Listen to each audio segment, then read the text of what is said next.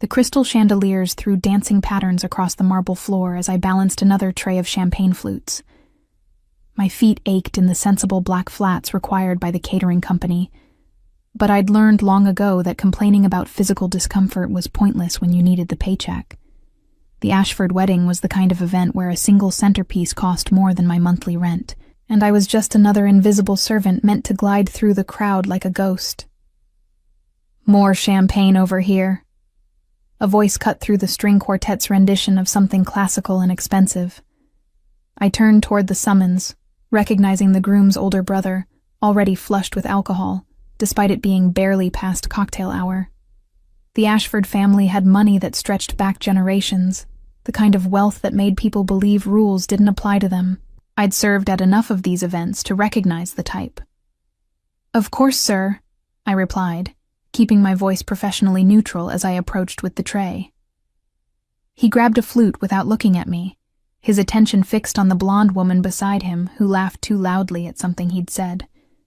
The champagne sloshed dangerously close to the rim as he gestured wildly, and I stepped back just in time to avoid being splashed. The ballroom was a study in ostentatious wealth. Ice sculptures shaped like swans flanked the entrance. White roses imported from Ecuador cascaded down every column. The bride's dress probably cost more than I'd earn in 5 years of working events like this. I moved through the crowd with practiced efficiency, offering champagne and collecting empty glasses, making myself as inconspicuous as possible. That was the trick to surviving these jobs. Be efficient, but invisible. Smile, but don't engage. Remember that you're here to serve, not to exist as a person in their world. "You there!" another voice called out. I suppressed a sigh and turned to find the groom himself, Tyler Ashford, weaving slightly on his feet. His bow tie hung loosened around his neck, and his eyes had the glazed look of someone who'd started celebrating too early. The bride was nowhere in sight, probably being photographed for the millionth time. "Yes, sir?" I kept the tray balanced carefully as I approached. "Get me another bottle of that imported stuff. Not the garbage you're serving." He gestured dismissively at my tray of perfectly good champagne. "I'll check with the bar about availability," I said, already calculating how to politely deflect. The catering manager had been clear about limiting the groom's alcohol intake after he'd gotten belligerent at the rehearsal dinner. "I didn't ask you to check." His voice rose slightly. "I told you to get it." Several nearby guests turned to look, their conversations faltering. I felt heat creeping up my neck, the familiar sensation of being put on display. This was the moment where I was supposed to apologize and scurry away, reinforcing my place in the hierarchy. "Sir, perhaps after dinner." His hand shot out, gripping my wrist hard enough to make me gasp. The tray tilted dangerously, champagne threatening to spill. "Listen to me, you insolent little—" The words that followed were crude and demeaning, designed to remind me exactly what he thought of someone like me. His fingers dug into my wrist as he continued his tirade, alcohol making him bold and cruel. The nearby guests looked away, embarrassed but unwilling to intervene. After all, why make a scene over how someone treated the help? Something inside me snapped. Maybe it was the long shift on aching feet. Maybe it was the accumulation of 1,000 small humiliations from 1,000 similar events. Maybe it was just that I was tired of being invisible until someone needed a target for their cruelty. Whatever it was, it made me do something spectacularly stupid. I tilted the tray deliberately, letting every glass of champagne cascade directly onto Tyler Ashford's head. The liquid soaked through his perfectly styled hair, dripped down his designer tuxedo, and puddled at his expensive shoes. The ballroom went absolutely silent. Even the string quartet stuttered to a halt. "There," I said, my voice carrying in the sudden quiet. I kept my tone pleasant, almost cheerful. "Now you're refreshed, sir. You seemed a bit overheated." Tyler's face went from red to purple. His mouth opened and closed like a fish. His fingers finally released my wrist as he stood there, dripping and furious. You, he sputtered, champagne dripping from his eyebrows. "You're fired. I'll make sure you never work in this city again. A sound interrupted his escalating threats. Low, rich, and completely unexpected in the tense atmosphere. Laughter. Not polite amusement. Deep, genuine laughter that seemed to roll through the ballroom like thunder. Every head turned toward the sound. I followed their gaze to find a man I hadn't noticed before, standing near the back of the room. He was tall, perhaps mid-30s, with dark hair styled with casual precision. His suit probably cost more than my car, but he wore it with an ease that suggested he was equally comfortable in anything. When he smiled, it didn't reach his steel-gray eyes.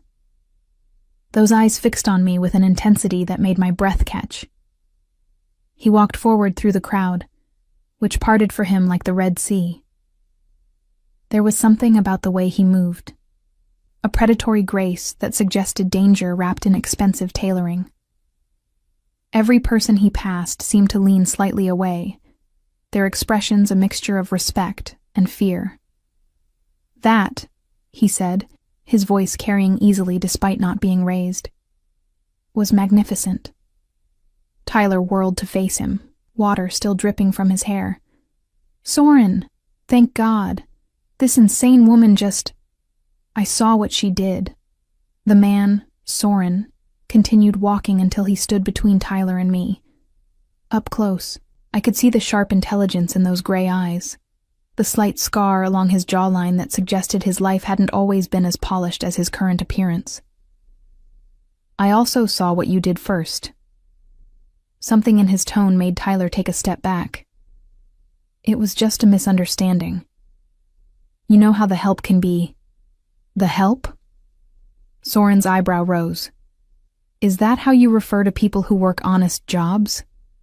Interesting." The temperature in the room seemed to drop several degrees.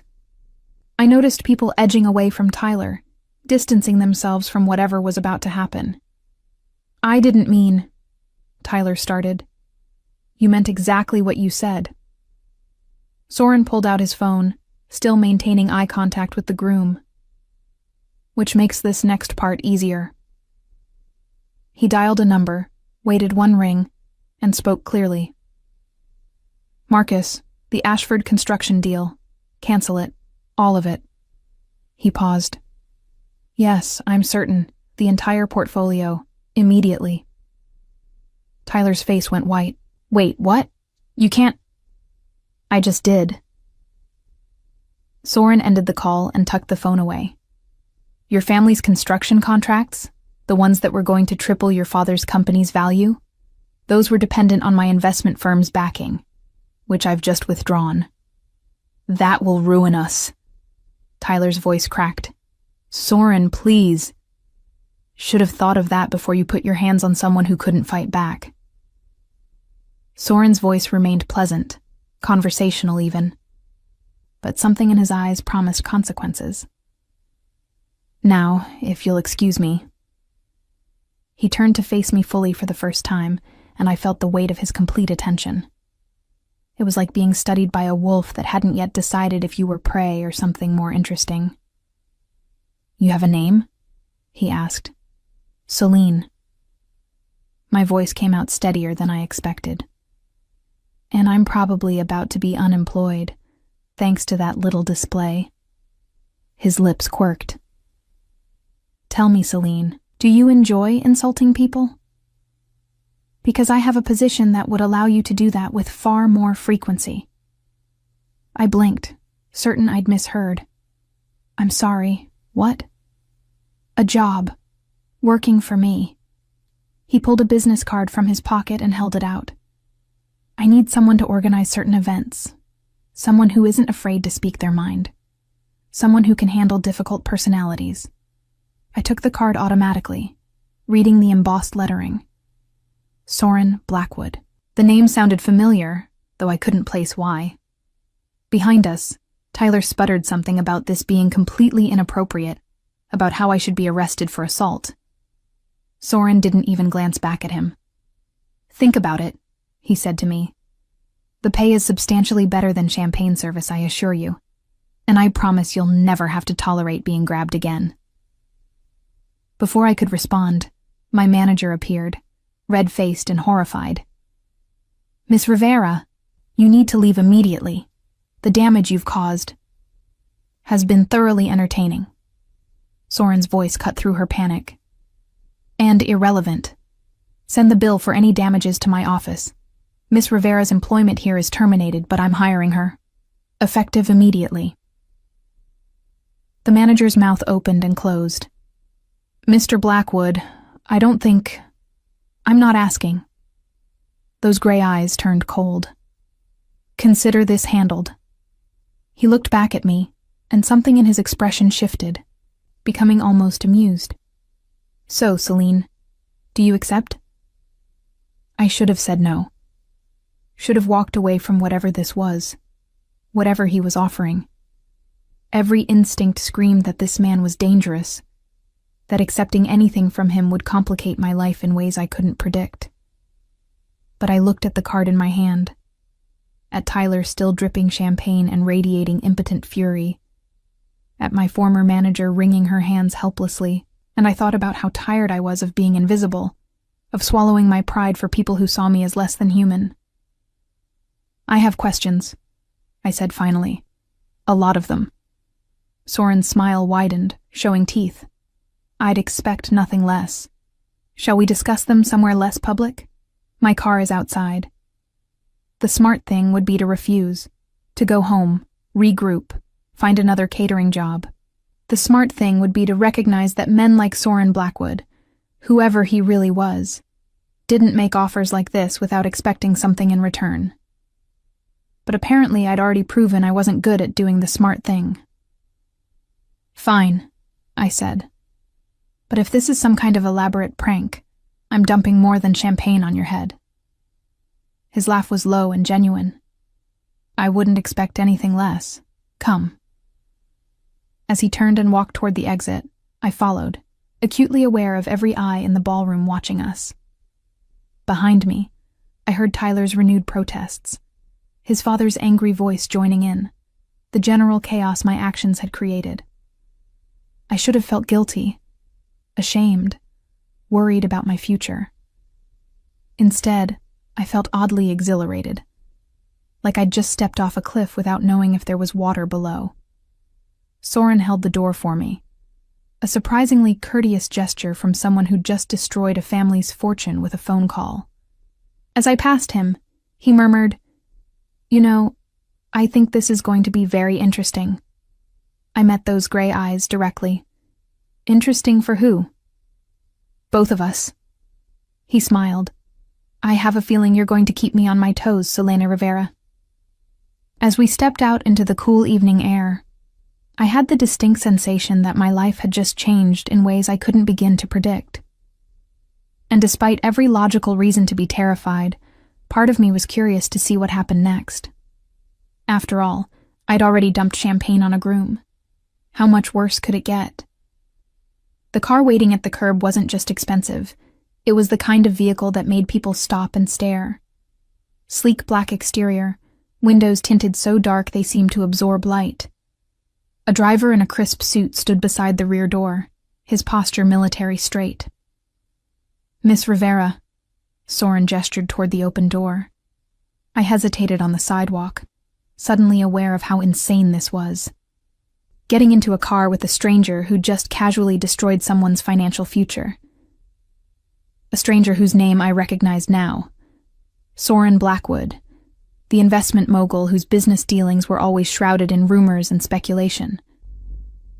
Having second thoughts? He tilted his head, studying me. Smart. You should be cautious.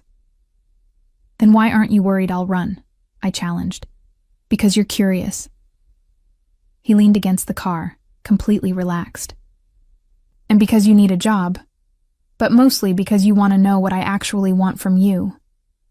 Damn him for being right. I slid into the car, the leather seats cool against my legs. Soren followed, and the door closed behind us with a quiet, expensive click. The interior smelled like leather and something else. Cedar, maybe, from whatever cologne he wore. "Where are we going?" I asked as the car pulled smoothly into traffic. "Dinner." He settled back against the seat. "I assume you haven't eaten.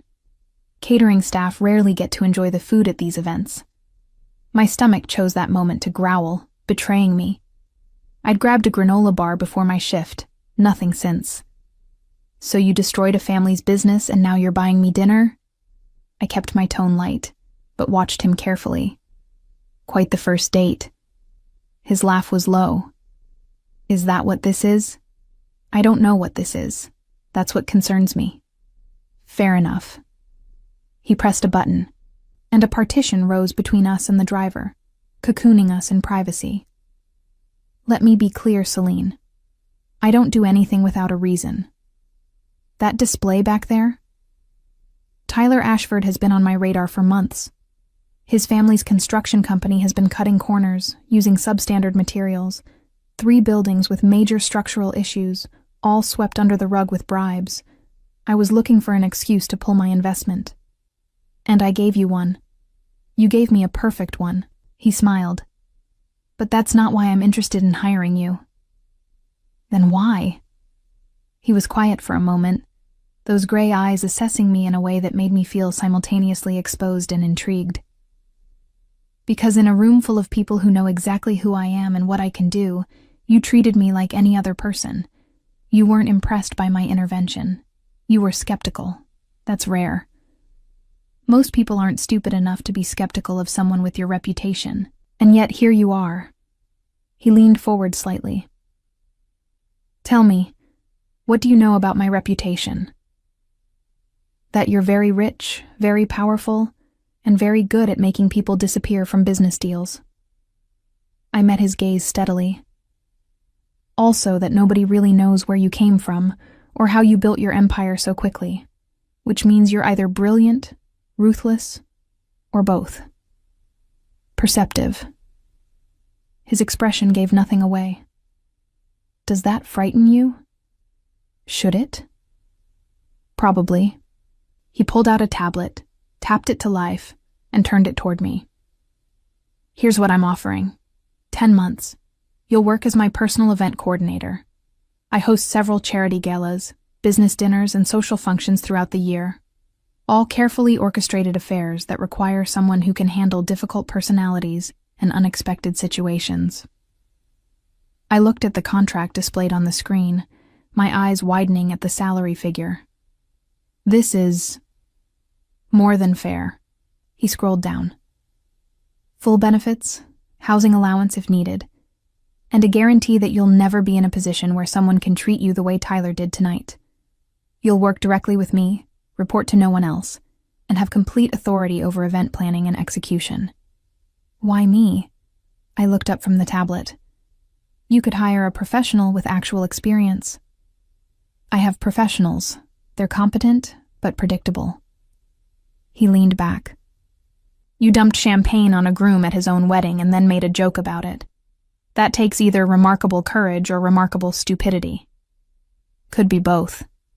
"I don't think so." His eyes held mine. "I think you're sharper than you let people see.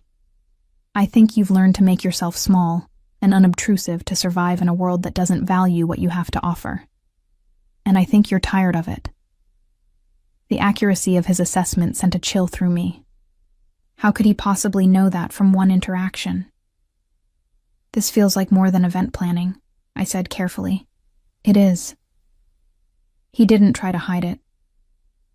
"I need someone who can read people, anticipate problems, and handle situations with discretion.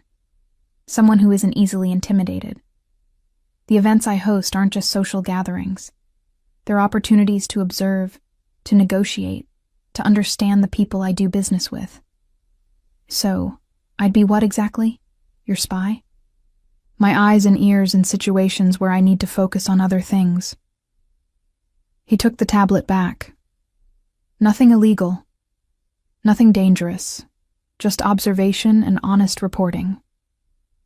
The car slowed, pulling up to a restaurant I recognized from magazines.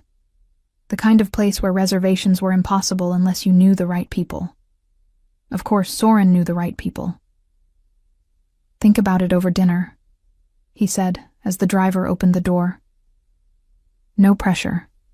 If you decline, I'll have my driver take you home with a generous severance for your trouble tonight." I should have taken the severance. Should have walked away from this bizarre offer from this dangerous man. Instead, I got out of the car. The restaurant interior was all exposed brick and Edison bulbs, somehow managing to feel both industrial and intimate. We were led to a private table in the back, away from other diners. Soren ordered wine without looking at the menu, then turned his attention fully to me. "Tell me about yourself," he said. "Shouldn't you already know? If you're this thorough about business deals, I assume you've already researched me." His smile was approving. "I know the basics. 24 years old, associate degree in hospitality management, been working catering jobs for 3 years. Grew up in the Midwest, moved here after college, no family in the area. Clean record, good credit despite modest income. But those are just facts. I want to know who you are." "Why does it matter for event planning?" "Because I'm considering trusting you with access to sensitive information. I need to understand how you think." The wine arrived, and I took a sip, buying time. It was smooth and rich, probably costing more per bottle than I made in a week. "I'm practical," I said finally.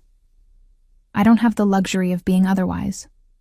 I work hard, I keep my head down, and I try to build something stable. Tonight was an aberration." "Was it?" He leaned forward. "Or was it you finally reaching your breaking point? Does everyone you meet get psychoanalyzed?" "Only the interesting ones." He smiled. "You haven't asked me the most important question yet. Which is, what happens if you accept this job and then decide you want to leave?" I set down my wine glass. "Okay, what happens?" "You leave." He said it simply. "This is a 10-month contract, but either of us can terminate it with 2 weeks' notice. I don't believe in forcing people to work for me. It creates resentment, and resentful employees are unreliable. That seems too simple. It is simple. What's complicated is whether you trust that I'm telling the truth." He studied me. "You're wondering if this is some elaborate manipulation? If I'm the kind of man who makes promises he doesn't keep? Are you?" "I keep my promises." His voice hardened slightly. "Always. What I don't tolerate is betrayal. Work for me, honestly, and you'll be treated fairly. Try to deceive me, and you'll regret it." There was the threat I'd been waiting for, delivered calmly but unmistakably real. "At least you're honest about it," I said. "I find honesty saves time." He gestured as waiters appeared with our first course, something artfully arranged that probably had a French name. "So, Celine Rivera, what's your answer?" I looked at the food I hadn't ordered, the wine I couldn't normally afford, the man across from me who just upended my life with a job offer and a business card. Every logical instinct screamed to walk away. But I thought about going back to my tiny apartment, about finding another catering job where I'd be invisible and expendable, about always being careful, always being small, always swallowing my pride and my words. "I have conditions," I heard myself say. His eyebrow rose. "Do you?" "I want everything in writing. Clear job description, clear boundaries. And I want to be able to ask questions without worrying about consequences." "Done. I'm serious. If something makes me uncomfortable, I need to be able to say so." "I encourage it." He leaned back. "I don't need a yes woman, Celine. I need someone who'll tell me the truth, even when it's inconvenient." "Then yes." The word came out before I could second-guess myself. "I'll take the job." Something flickered in his eyes. Satisfaction? Maybe, or triumph. "Excellent. We'll start Monday. My assistant will contact you tomorrow with details. Just like that? Just like that. He raised his wine glass. To new beginnings and champagne-soaked grooms.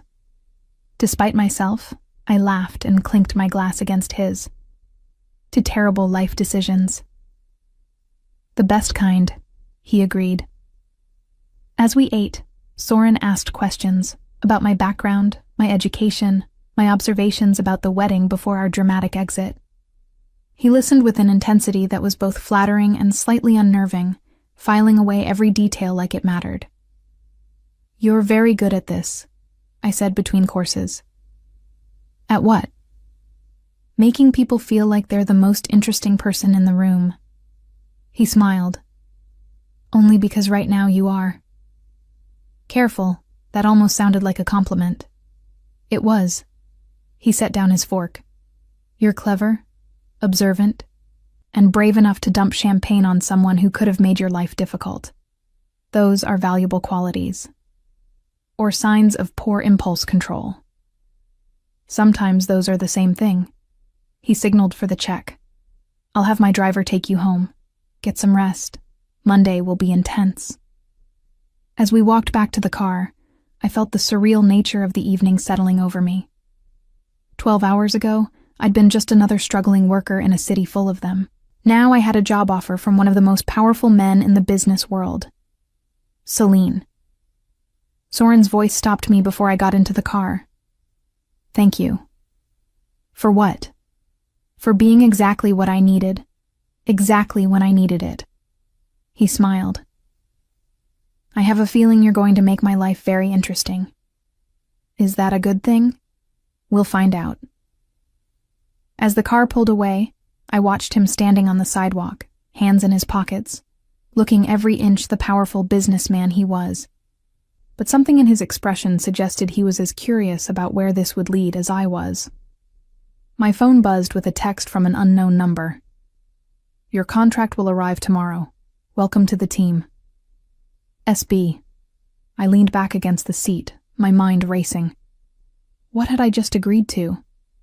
Who was Soren Blackwood really, beneath the polished exterior? And why did part of me look forward to finding out, despite every warning sign? Monday couldn't come fast enough. Monday arrived with the subtlety of a freight train. I stood outside Blackwood Tower at 7:30 in the morning, staring up at the gleaming glass structure that pierced the skyline like a shard of obsidian. Somewhere in that building, Soren waited, along with whatever my new life would actually entail. The contract had arrived Saturday morning via courier, 30 pages of legal language that my neighbor, a paralegal, had helped me parse. Everything Soren promised was there in black and white. Salary, benefits, clear termination clauses. No hidden traps that we could find, which somehow made me more nervous rather than less. "You must be Celine." A woman appeared beside me, mid-30s with sharp eyes and sharper cheekbones. "I'm Vanessa Chen, Mr. Blackwood's executive assistant. He's expecting you." I followed her through the lobby, all marble and steel, to a private elevator that required a key card. We rode up in silence, my reflection multiplying in the mirrored walls. I'd chosen carefully. Black slacks, white blouse, minimal jewelry. Professional but not trying too hard. "Nervous?" Vanessa asked as we ascended. "Should I be?" "Probably." She smiled slightly. "But Soren, Mr. Blackwood, wouldn't have hired you if he didn't think you could handle it." The elevator opened directly into a penthouse office that took my breath away. Floor-to-ceiling windows offered a panoramic view of the city. The space was minimalist. Glass desk, black leather furniture, walls lined with books that looked actually read rather than decorative. And there, standing by the windows with a coffee cup in hand, was Soren. He'd traded Saturday's formal suit for charcoal slacks and a white shirt with the sleeves rolled to his elbows, revealing muscular forearms. More relaxed, but no less commanding. "Celine, right on time." He gestured to the sitting area. "Coffee?" "Please." I settled into one of the leather chairs, accepting the cup Vanessa poured before she disappeared through a side door. "Sleep well?" Soren asked, taking the chair across from me. Not particularly. Kept having anxiety dreams about showing up to black tie events in my pajamas. His laugh was genuine. That's actually happened to me. Long story involving too much whiskey and a very confused hotel concierge. He set down his cup. Today we'll cover the basics, my schedule, ongoing projects, the people you'll interact with. Then tomorrow night, you'll attend your first event with me. What kind of event? Gallery opening. Art collector named Mikhail Volkov is showcasing his new acquisitions. Mostly legitimate, some questionably sourced. I need to feel out whether he's worth doing business with. And my role? Observe. Tell me what you notice about him, his guests, the dynamics in the room. He leaned forward slightly. People lower their guards at social events. They reveal things they wouldn't in a boardroom. So I am a spy. You're an observer with excellent instincts. He smiled. There's a difference. We spent the morning going through his schedule. A dizzying array of meetings, calls, and social obligations. Soren seemed to operate in 3 different time zones simultaneously, switching between languages with fluid ease. I took notes on my new tablet, trying not to feel overwhelmed. Question, I said during a brief pause. Why do you need someone to observe social dynamics? You clearly read people well yourself. I can't be everywhere at once. He pulled up a calendar on the screen between us. When I'm negotiating a deal, I can't also be watching how someone's wife reacts to mention of offshore accounts. When I'm giving a speech, I can't see who's whispering in the back row. You'll be my eyes when I'm occupied. That's a lot of trust for someone you just met. I'm an excellent judge of character. His gray eyes met mine. And you dumped champagne on someone rather than let them abuse you. That tells me you have a spine. I need people with spines. Vanessa returned with lunch, some kind of elaborate salad that probably came from the executive cafeteria I'd noticed on the 25th floor. As we ate, Soren asked questions about my observations of his office, the building, the people I'd seen. You're testing me, I said after the 5th question. I'm calibrating. He smiled. I want to understand your baseline observations. Everyone notices different things. You keep mentioning people's hands, their gestures, what they're holding, how they move. That's useful. I used to work retail, I explained. You learn to watch hands. Tells you if someone's nervous, lying, about to steal something. See? Exactly the kind of background that makes you valuable. He stood, gesturing for me to follow. Come on, I want to show you something. We took the elevator down to the 28th floor, where he led me through a maze of corridors to a large room filled with monitors. Security footage from dozens of locations flickered across the screens. His building, several restaurants, a hotel lobby, what looked like a warehouse district. This is where we coordinate security for our properties and business interests, Soren explained. I'm not asking you to become a security analyst, but I want you to understand the level of awareness I maintain about my operations. I studied the screens, feeling slightly unsettled. You watch everything. Not everything. Just enough to protect what's mine. He glanced at me. Does that bother you? I'm deciding. I crossed my arms. Is this supposed to impress me or intimidate me? Neither. It's supposed to be honest. He moved closer to one of the screens, pointing. That warehouse? It's part of a shipping operation I'm investigating. Someone's skimming profits. When I figure out who, they'll be removed. That hotel lobby? One of my business partners stays there when he's in town. I like to know who he's meeting with. He turned back to me. I don't apologize for being thorough. It's how I've survived. Survived what? Something flickered in his expression. Old pain, carefully controlled. Growing up with nothing in a world that values everything by its price tag. Building something from nothing means protecting it ruthlessly. Otherwise, someone will take it from you. There was real emotion beneath those words, quickly masked, but undeniable. I'd glimpsed something true, something vulnerable, before he locked it away again. I understand that, I said quietly. Not the building an empire part, but the protecting what little you have part. He studied me for a long moment. Yes, I suppose you would. We returned to his office, where Vanessa had laid out several clothing options on the conference table. Elegant dresses in various styles, all in my size. For tomorrow night, Soren explained, choose whichever you prefer. There's a stylist downstairs if you need alterations. I ran my hand over a deep green silk dress, the fabric cool and impossibly smooth. This is too much. It's necessary. You represent my organization now. Appearance matters at these events. I'm not comfortable with you buying me clothes. Then consider it a uniform. He moved to stand beside me, close enough that I caught the cedar scent of his cologne. I'm not trying to change you, Celine. I'm giving you the tools to do your job effectively. By making me look like I belong in your world, and by ensuring that no one dismisses you the way Tyler did. His voice hardened slightly. You're smart, observant, and valuable. I want people to see that before they even talk to you.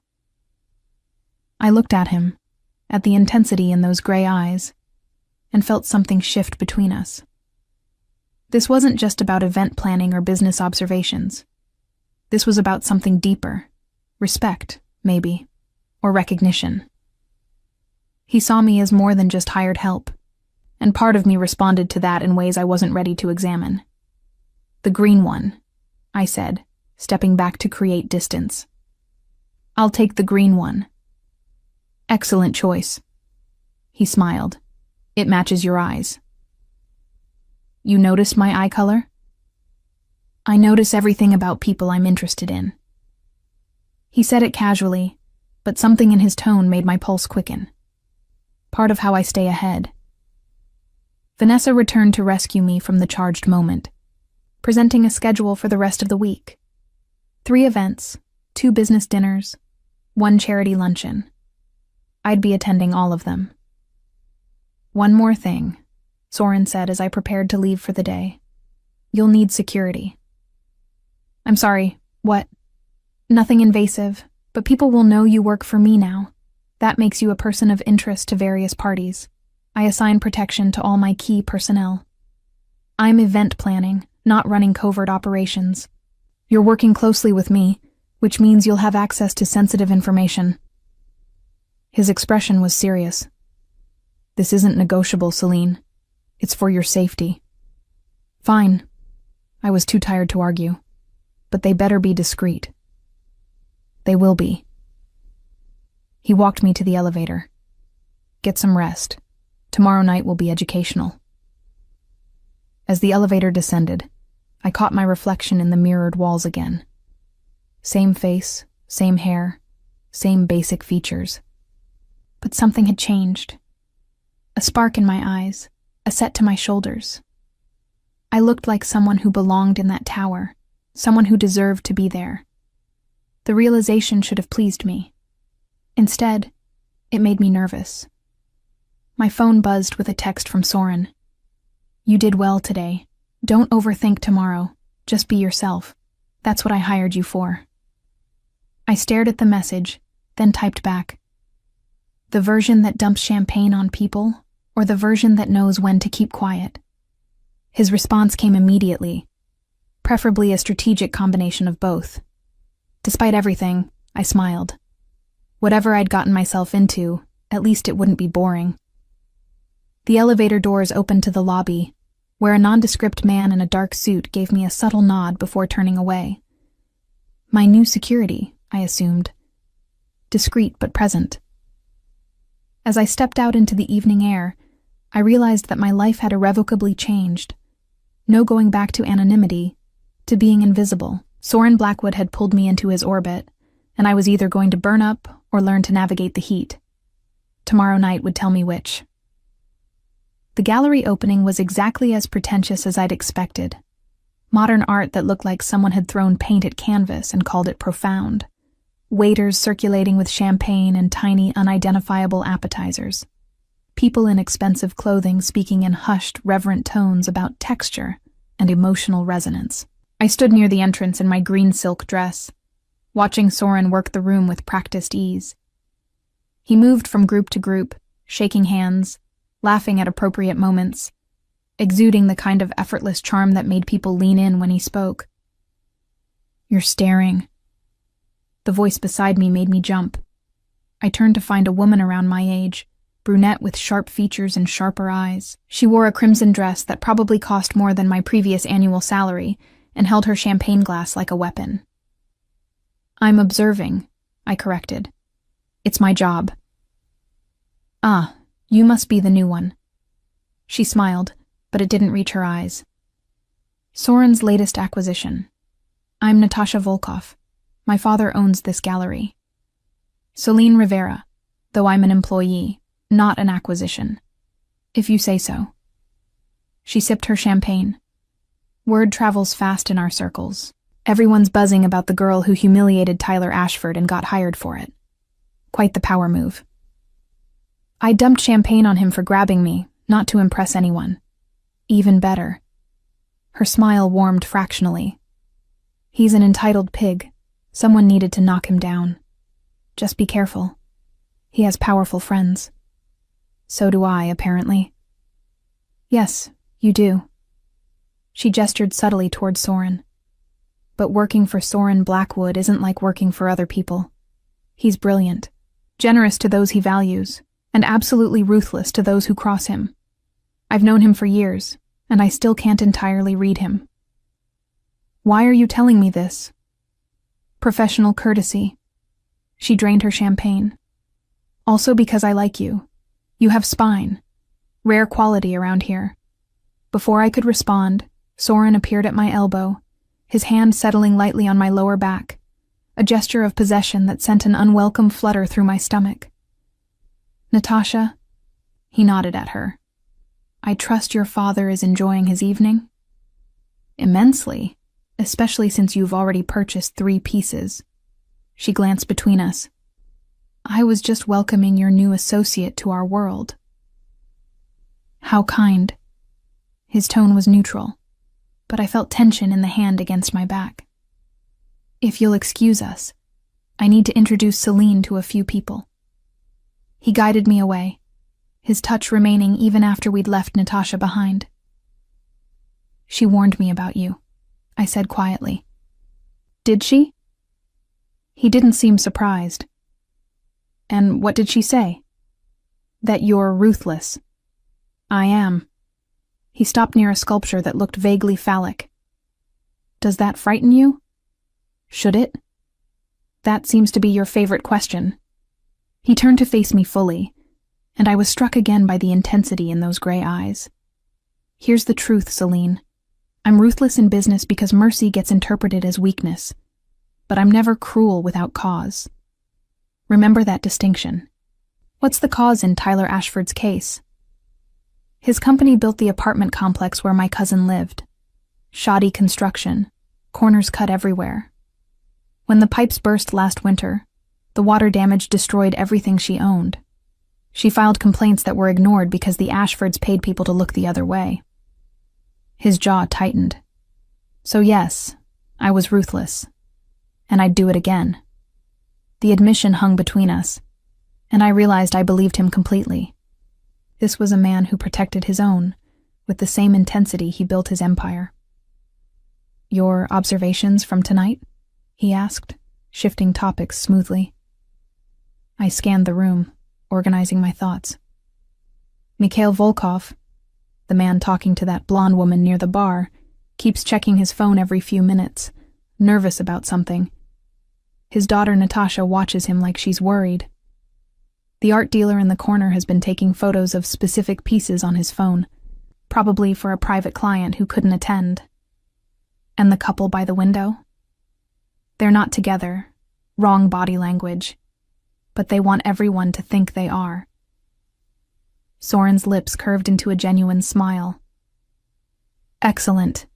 Mikhail's nervous because he's expecting a shipment of questionable artwork tomorrow. The art dealer works for a Saudi prince who's expanding his collection. and the couple are both married to other people, but having an affair they believe is secret. How do you know all that? Research, observation, and strategic eavesdropping. He gestured subtly.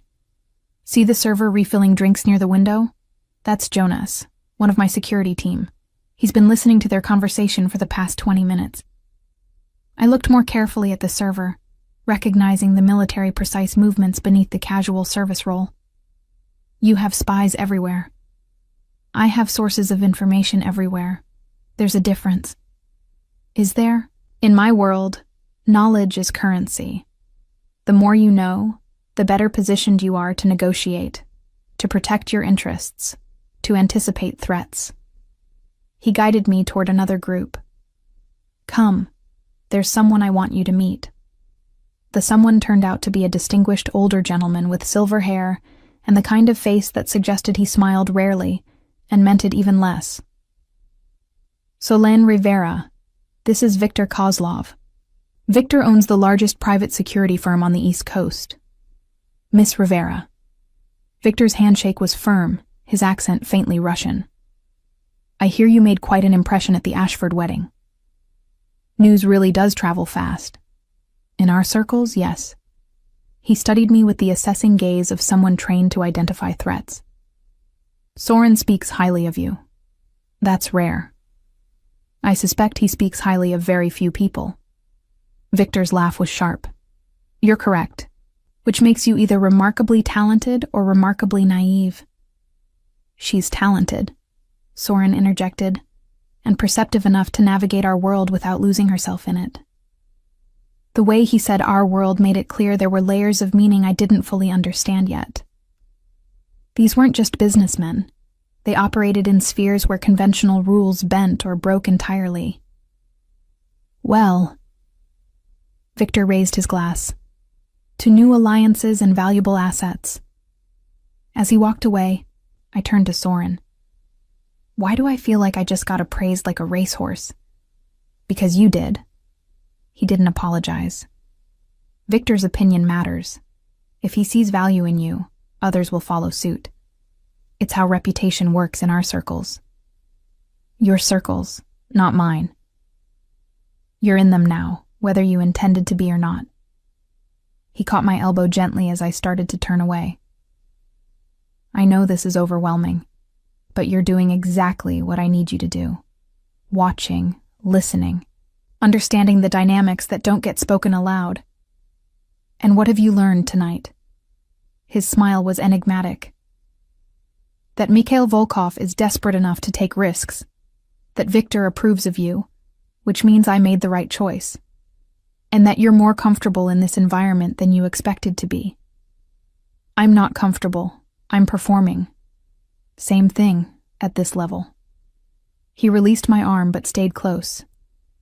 Everyone here is performing, Celine. The difference is whether you're good enough at it to achieve your objectives. And what are my objectives? Survival, success, maybe even enjoyment if you let yourself. His gaze held mine. You could be good at this. Better than good. At what? Espionage? Social manipulation? At understanding power and how it flows. At reading the undercurrents that shape decisions. He leaned closer, voice dropping. At being the person everyone underestimates until it's too late. The intensity in his words made my breath catch. This wasn't just about event planning or business observation. This was about something larger, something that would require me to become someone new, or maybe reveal who I'd always been beneath the careful neutrality I'd cultivated. I need air, I said abruptly. He gestured toward the gallery's rooftop terrace. Through those doors. I'll join you in a moment. I escaped to the terrace, breathing in cool evening air that cleared my head. The city sprawled below, lights twinkling like scattered diamonds. Up here, removed from the performance below, I could think clearly. What was I doing? Getting pulled deeper into a world I didn't understand, working for a man who seemed to see me as both asset and something else, something that made my pulse race when he stood too close. Second thoughts? Soren's voice came from behind me. Third or fourth, actually. I turned to face him. You're not just hiring me to plan events. You're grooming me for something. Grooming implies manipulation. He joined me at the railing. I'm offering you opportunities to grow into your potential. There's a difference. Is there? Because from where I'm standing, it feels like you're reshaping me into whatever serves your purposes. I'm showing you what you're capable of. His voice was quiet, but intense. You've spent years making yourself small, invisible, acceptable. I'm giving you permission to be more. Why do you care? He was silent for a long moment, staring out at the city. When he spoke, his voice carried an emotion I hadn't heard before, something almost vulnerable. Because I see myself in you. The hunger to be more than circumstances allow. The intelligence that goes unrecognized because you lack the right pedigree or connections. The potential that gets wasted because the world judges you by external metrics rather than actual capability. He turned to face me. I can give you the platform to become who you're meant to be. The question is whether you're brave enough to take it. And what do you get out of it? Someone I can trust. Someone whose loyalty I earn rather than buy. Someone who'll tell me the truth even when it's inconvenient. His hand came up, fingers brushing along my jaw in a touch so light it might have been accidental. Someone interesting. My breath caught at the contact, at the heat in his gaze. This was dangerous territory. My boss, a man whose power could destroy me, looking at me like I was something precious and breakable. This is complicated, I whispered. Everything worth having is. His thumb traced along my cheekbone. But I'm not asking for anything tonight except your continued trust. Can you give me that? I should have stepped back, should have maintained professional distance. But something in his eyes, that rare glimpse of vulnerability, made me nod instead. Good. He dropped his hand, the moment breaking. Let's go back inside. We still have work to do. As we returned to the performance below, I realized the real danger wasn't Soren's ruthlessness or his world's moral ambiguity. It was how much I wanted to dive deeper, to see where this path led, to become the person he believed I could be, even if it meant losing myself entirely in the process. 3 months into working for Soren Blackwood, I'd learned to navigate his world with increasing confidence. I could read a room in seconds, identify power dynamics at a glance, and predict who would betray whom before the night ended. I attended galas in borrowed designer dresses, memorized the names and faces of 100 influential people, and reported back to Soren with observations that proved valuable time and again. What I hadn't learned was how to stop thinking about him. It started small, noticing the way his shirts pulled across his shoulders when he leaned over documents, catching myself looking forward to our morning coffee briefings, feeling a flutter in my chest when his rare, genuine smile appeared. Professional admiration, I told myself, natural when working closely with someone talented. The lie was getting harder to maintain.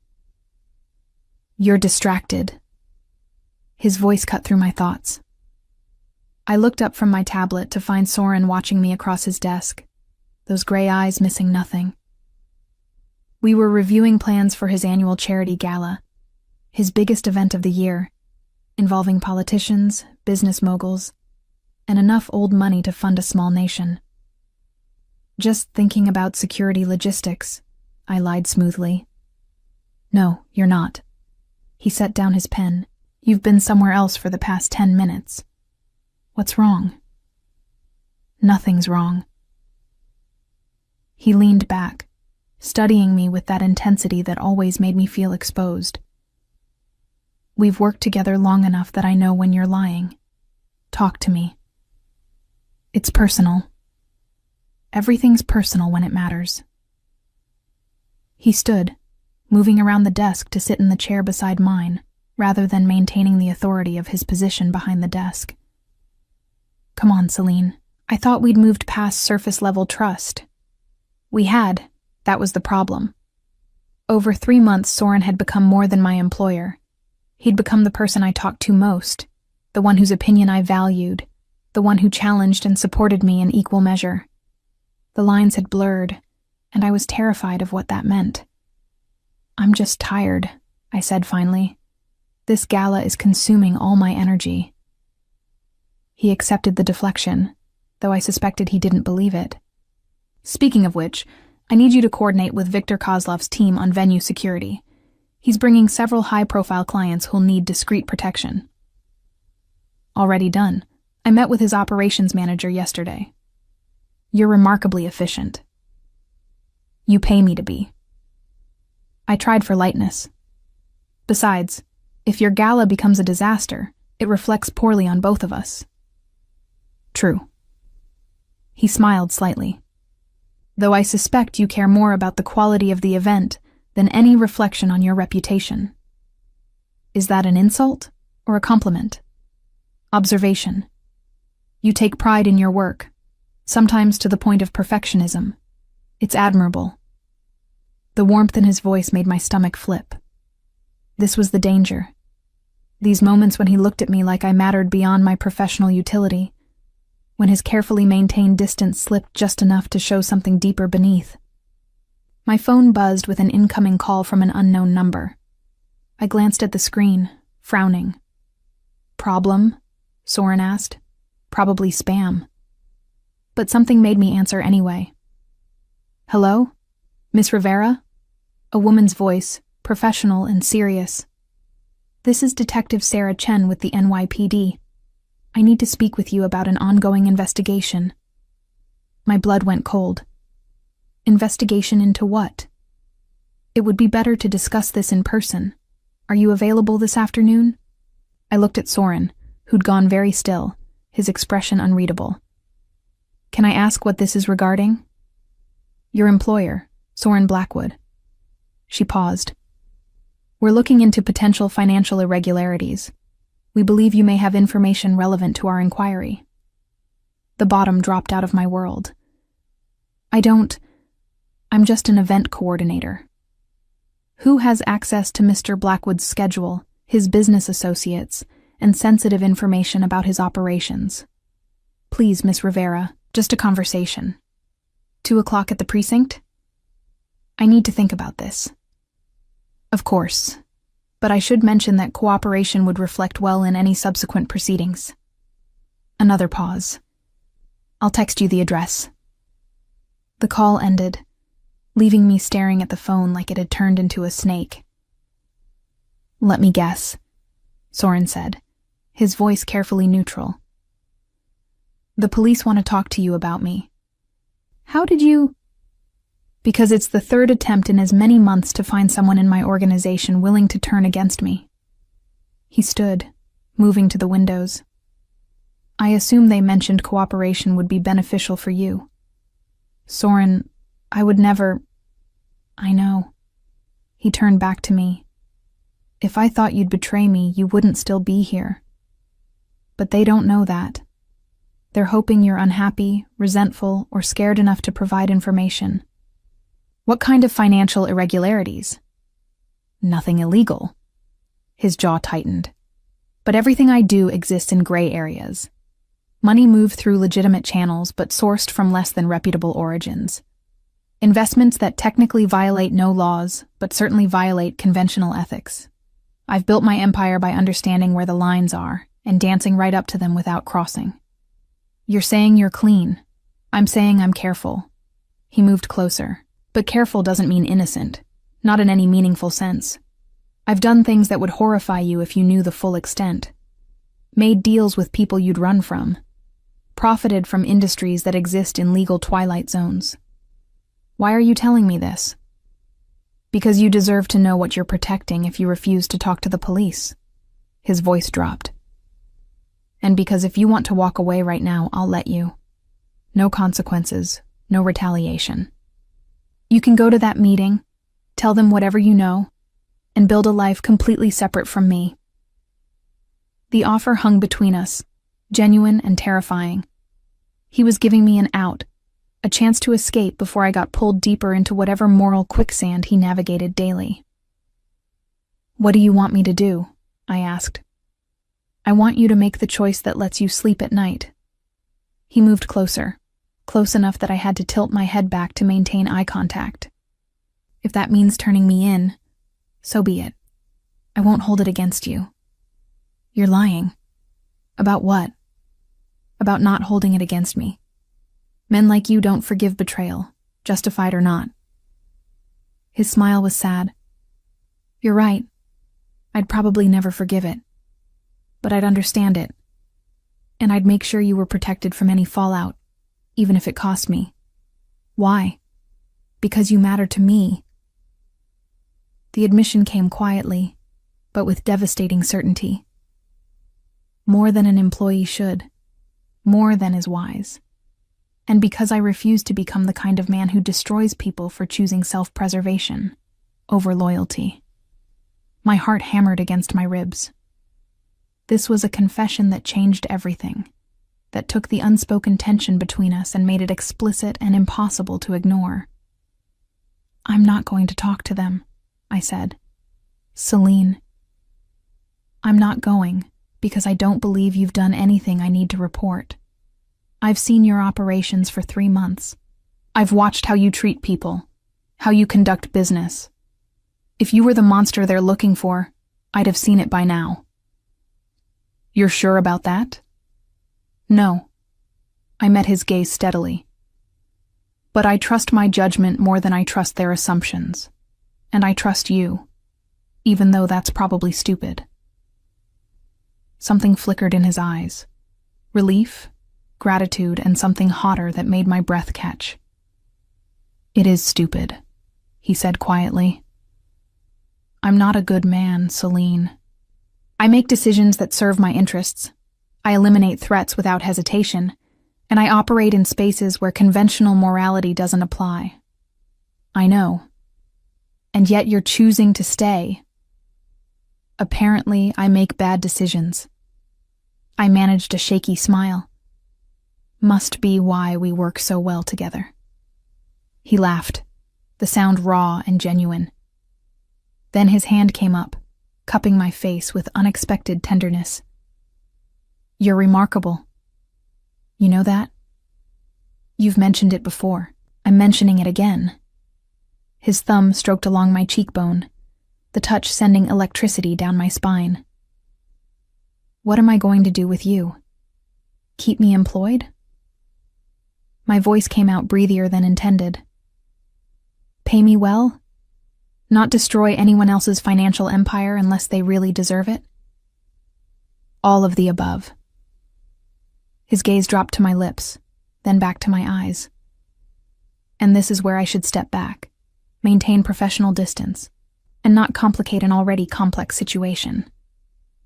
"Should," I echoed. "But will you?" "That depends." His other hand settled at my waist, warm through the silk of my blouse. "Do you want me to?" Every logical part of my brain screamed yes.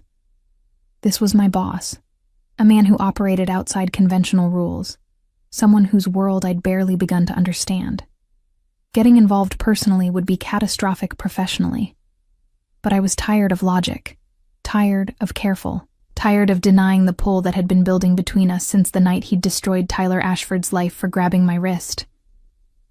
"No," I whispered. "I don't want you to step back." His smile was slow, dangerous, victorious. "Good." When he kissed me, it was nothing like I'd imagined. Not gentle or tentative, but consuming, claiming, absolute. His hand tightened on my waist, pulling me closer until there was no space between us.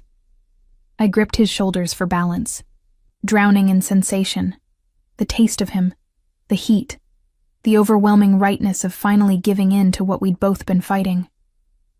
When we finally broke apart, both breathing hard, he rested his forehead against mine. "This changes everything," he murmured. "I know. There's no going back to professional distance. I know that too. And you're okay with that?" I looked into those gray eyes that had haunted my thoughts for months. At the face of a man who was dangerous and ruthless, and somehow completely mine in this moment. I'm terrified, I admitted. But yes, I'm okay with it. He kissed me again, softer this time, but no less intense. When his phone rang, we both ignored it. When Vanessa knocked on the door, he called out that we weren't to be disturbed. For once, the Empire could wait. I should tell you something, he said eventually, still holding me close. About my past. About how I built all this. Later. I silenced him with another kiss. Right now, I don't want to think about empires or investigations or moral gray areas. Right now, I just want this. What about the detective? I'll call her back. Tell her I have nothing to say. I smiled against his lips. After all, I'm just an event coordinator. What would I know about financial irregularities? His laugh vibrated through both of us. You're a terrible liar when it matters. Then it's good I'm not lying. I pulled back enough to look at him seriously. I meant what I said. I trust you. Possibly more than I should, but there it is. I won't make you regret it. You better not. I dumped champagne on the last man who disappointed me. Noted. He traced his fingers through my hair. Though I have to say, the mental image of you dumping anything on me is oddly appealing. You're deranged. Probably. He kissed my forehead. But you knew that when you took the job. As we stood there wrapped in each other, the city sprawling beneath us through floor-to-ceiling windows, I realized I'd crossed a line I could never uncross. I'd chosen Soren over safety, passion over prudence, the complicated reality of him over any simplified escape. It was possibly the most reckless decision I'd ever made, and I wouldn't take it back for anything. The charity gala was 8 hours away, and I was running on coffee and nervous energy. The venue, a historic mansion on the Hudson, gleamed with preparation. Ice sculptures positioned perfectly, floral arrangements that cost more than cars, a string quartet warming up in the ballroom, everything according to the meticulous plan I'd spent 3 months perfecting. Miss Rivera? One of the catering staff approached hesitantly. We have a situation with the kitchen timeline. I followed her to address the crisis. A malfunctioning oven that threatened to derail the entire dinner service. 20 minutes of problem-solving later, with backup ovens secured from a neighboring facility, I returned to the main ballroom to find Soren waiting. Catastrophe averted? He asked, a slight smile playing at his lips. For now. I checked my tablet, though I suspect 3 more will crop up before guests arrive. That's why I hired you. Crisis management is your superpower. He moved closer, voice dropping. Along with several others I've discovered recently. Heat crept up my neck at the implication. The past 3 months since that first kiss had been a careful dance of professional competence and private passion. At work, we maintained appropriate distance. Away from the office, we explored the connection that had been building since that first explosive night. Behave, I murmured. We're on the clock. I'm always on the clock. But he stepped back, becoming all business again. Victor just arrived. He wants to brief you on the security protocols before guests start arriving. I found Victor in the mansion's study, reviewing camera feeds with his team. The distinguished older man looked up as I entered, approval in his expression. Miss Rivera, your attention to detail has made our job significantly easier. Not often I work an event this well planned. High praise from you, I replied. Earned praise. He gestured to the monitors. We've identified 3 individuals of concern who RSVP'd, one with known ties to the Kozlov organization, my competitors in Eastern Europe, one who attempted to hack Soren's financial systems last year, and one whose presence seems designed purely to provoke. Let me guess. Tyler Ashford's father? Victor's eyebrow rose. Very good. Yes, Richard Ashford accepted the invitation at the last moment. Given your history with his son, We thought you should know." A flicker of apprehension ran through me. The Ashford family had been oddly quiet since that wedding disaster. Too quiet, perhaps. "What's his play?" I asked. "Unknown, but Soren wants you protected tonight. One of my team will shadow you throughout the event." "That seems excessive." "It's necessary." Victor's tone left no room for argument. "You matter to Soren, which means you matter to me. Don't make this difficult." I accepted the inevitable. Another way my life had changed. I was no longer just Selene Rivera, anonymous worker. I was Soren Blackwood's partner, both professionally and privately. That came with protection, scrutiny, and complications I was still learning to navigate. 2 hours later, guests began arriving. I moved through the crowd in a midnight blue gown that Soren had selected. Elegant, understated, perfectly appropriate, playing my role as event coordinator and his partner with equal competence. Celine, Natasha Volkov, appeared at my elbow, resplendent in silver. "You've outdone yourself. This is spectacular." "Thank you," though I had a generous budget and excellent vendors. "False modesty doesn't suit you." She smiled. "Own your accomplishments. God knows the men in this room don't hesitate." As if summoned by her words, Soren materialized beside us, devastating in his tuxedo. He greeted Natasha warmly before his hand found the small of my back. A gesture of possession and affection that didn't go unnoticed. "Everything under control?" he murmured near my ear. "So far, though your surprise guest has arrived." His expression didn't change, but I felt tension coil through him. "Ashford just walked in. Victor's team is tracking him." "Good." He squeezed my waist gently. "Stay close tonight, please." The please was what got me. Soren rarely asked for anything outright, usually commanding with the absolute certainty that he'd be obeyed. This vulnerability, this admission that he worried, made my chest tight. "I will," I promised. The evening progressed with clockwork precision. Dinner was served flawlessly. Speeches were made. Donations flooded in for Soren's favored charities. I watched him work the room with that effortless charisma, securing commitments and partnerships with each conversation. This was his world, and he'd made a space in it for me. "Quite the Cinderella story, isn't it?" The voice came from behind me, dripping with condescension. I turned to find Richard Ashford, Tyler's father, older, harder, with the same entitled sneer his son had worn. "Mr. Ashford." I kept my voice professionally neutral. "I hope you're enjoying the evening." "Oh, immensely." He sipped his whiskey. "Though I have to say, I'm curious about your qualifications. What exactly made Soren Blackwood hire a champagne-throwing waitress to coordinate his most important event?" "My sparkling personality." I smiled sweetly. "Or perhaps my proven ability to handle difficult people with grace." His eyes narrowed. "You cost my family millions." "Your son's behavior cost you millions. I just provided the excuse Soren needed to cut ties with a corrupt operation." I tilted my head. "But I'm sure you've heard that version already." "Careful, Miss Rivera." He stepped closer, his voice dropping to a threatening rumble. "You're playing in a world you don't understand. Soren may protect you now, but how long do you think that lasts? When he gets bored, when you're no longer useful, you'll find yourself back where you started. Or worse." "Is that a threat?" "It's a reality check." He drained his whiskey. "Girls like you don't end up with men like him. Not permanently.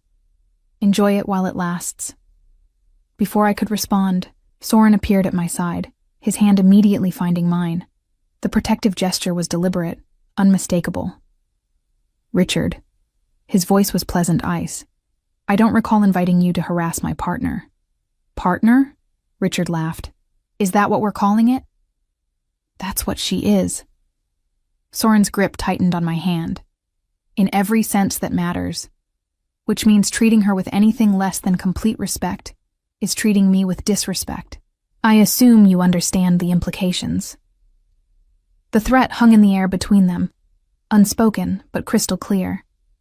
Richard's face reddened, but he backed down, recognizing a battle he couldn't win.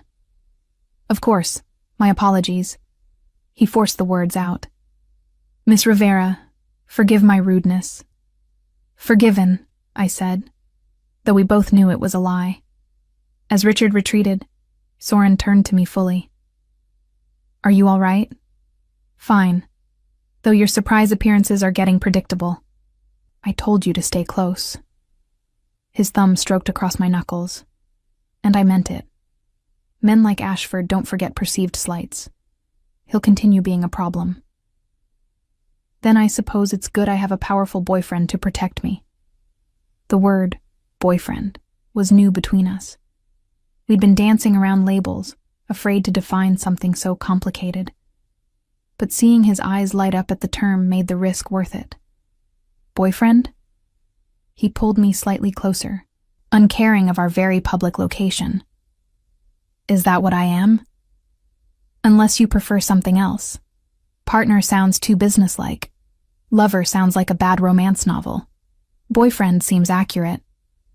His laugh was low and warm. Then yes, I'm your boyfriend, powerful and otherwise. And melodramatic. Don't forget, melodramatic. Says the woman who dumped champagne on a groom at his wedding. He deserved it. He absolutely did. Soren's expression grew serious. But Celine, I need you to understand something. Being with me, being public about it, makes you a target. People will try to use you to get to me. They'll dig into your past, look for weaknesses, attempt to drive wedges between us. I know. And you're okay with that? I looked around the ballroom, at the wealth and power assembled here, at the empire Soren had built through intelligence and ruthlessness, at the world I'd somehow become part of. 3 years ago, I said quietly, I would have run from all this. The danger, the complexity, the moral ambiguity. But that was before I met you. Before I understood that people aren't simple categories of good and bad. Before I learned that sometimes the most dangerous choice is also the right one. I'm not good for you. Probably not. I smiled up at him. But you make me better. Stronger. More myself than I've ever been. So yes, I'm okay with the risks. Because the alternative is going back to being invisible, and I can't do that anymore. Something shifted in his expression. Wonder, gratitude, and that fierce possessiveness I'd come to recognize as love in his particular language. I love you, he said simply, in case that wasn't clear. My heart stuttered. It was suspected, but not confirmed. Consider it confirmed. He pulled me closer despite the dozens of eyes watching. You're mine, Selena Rivera. And I don't share what's mine. Good thing I'm possessive too. I looped my arms around his neck. Because you're mine as well. Melodramatic tendencies and all. He kissed me then, right there in the middle of his charity gala, in front of politicians and business moguls and everyone who would undoubtedly gossip about it tomorrow. A claiming, a declaration, a promise all wrapped into one. When we finally broke apart, the ballroom had fallen silent, everyone watching this unexpected display. Well, I murmured. That was subtle. I'm done being subtle about you. He tucked a strand of hair behind my ear. Let them talk. Let them know you're mine and I'm yours. Let the whole damn world know. Applause broke out. Whether for us or the general spectacle, I wasn't sure. But Natasha Volkov was grinning like she'd won a bet. Victor was nodding approvingly, and even some of the stuffier society matrons looked charmed rather than scandalized. The rest of the evening passed in a blur of well wishes and barely concealed curiosity. Soren kept me close, his touch constant and reassuring. When the last guests finally departed in the early morning hours, We stood together on the mansion's balcony, watching dawn paint the Hudson in shades of gold and rose. "Thank you," he said quietly. "For what?" "For staying. For choosing this. Choosing me, despite every logical reason not to. You make it sound like a sacrifice." I leaned into his warmth. "It's not. You're not. I'm difficult, demanding, and morally flexible. And brilliant, protective, and capable of remarkable tenderness when you forget to be guarded." I turned to face him. "You see me, Soren. Really see me. Not as invisible help or a useful asset, but as a person who matters. That's rarer than you think." He pulled me close, his embrace fierce and complete. "You matter more than anything. More than the empire, the wealth, any of it. You know that, right?" "I'm starting to." As the sun rose over the Hudson, painting our future in light and possibility, I realized that the champagne incident at that wedding had been the best mistake of my life. It had led me here, to this man, this moment, this unlikely love that shouldn't work but somehow did. "So," I said eventually, "what happens now?" Soren smiled, that rare, genuine expression that transformed his face. "Now, we build something together. You challenge my melodramatic tendencies. I support your sparkling personality. We terrify society with our inappropriately public displays of affection." Sounds exhausting. Sounds perfect. He kissed my forehead. "Besides, I have a feeling you're going to spend the next several decades keeping me honest and interrupting me at important moments." "Probably." I grinned up at him. Someone has to keep the big bad Mafia-adjacent businessman humble. "Mafia-adjacent," he laughed. "Is that what we're calling it?" "I'm workshopping euphemisms. Give me time." As we stood there wrapped in each other while dawn broke over the empire he'd built and the life we'd create together, I knew one thing with absolute certainty. Loving Soren Blackwood would never be simple or safe or conventional. But it would be mine. Ours. Real in a way that mattered more than any carefully planned facade. And really, for a girl who'd once been invisible, being seen, being loved, by someone remarkable. That was the greatest triumph of all. From champagne-soaked humiliation to a love that defied every expectation. Celine and Soren's journey reminds us that sometimes the most powerful transformations begin with one brave moment of refusal to be diminished. Their story proves that finding your voice and standing your ground can lead to extraordinary places, even when the path seems impossible. If this story of courage, redemption, and unexpected love resonated with you, please click like to let me know. What would you have done in Celine's position at that wedding? Stayed silent or taken a stand? Share your thoughts in the comments below. I'd love to hear your perspective.